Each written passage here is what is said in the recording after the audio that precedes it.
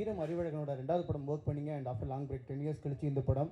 So உங்கள் director எப்படி பார்க்குறீங்க அண்ட் ஒர்க்கிங் எக்ஸ்பீரியன்ஸ் எப்படி இந்த செட்டில் அந்த மீண்டும் ஈரம் டீமோட? எனக்கு ஈரம் அறிவு சார் வந்து அந்த படம் முடிஞ்சக்கப்புறம் we always been great friends.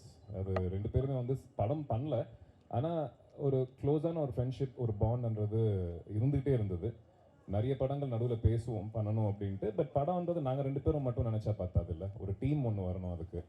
So இந்த படத்துக்கு கரெக்டாக அது அமைஞ்சது. அண்ட் ஐ திங்க் இதுக்கப்புறம் வந்துட்டு நிறைய படங்கள் சீக்கிரமாக பண்ணணும் அப்படின்ற ஒரு இன்ட்ரெஸ்ட் எனக்கு இருக்குது. அது கடவுள் புண்ணியத்தில் I think if it happens I be very happy to work with Arivu sir again and again and again. Because extraordinary film maker. படம் ஹிட்டு நல்லா இருக்குது, அது பக்கத்தில் வைக்கலாங்க. ஒரு படம் ஒர்க் பண்ணும்போது ஒரு ஆள் எவ்வளோ அவர் பர்சனல் லைஃப்பை விட்டுட்டு ஒரு படத்துக்கு எவ்வளோ ஃபோக்கஸ் பண்ணுறாரு அப்படின்னும் போது பார்க்குறது ரொம்ப சந்தோஷமாக இருக்கும். அந்த மாதிரி படங்களை நம்மளும் பங்காக இருக்கலாமா அப்படின்னு தோணும்.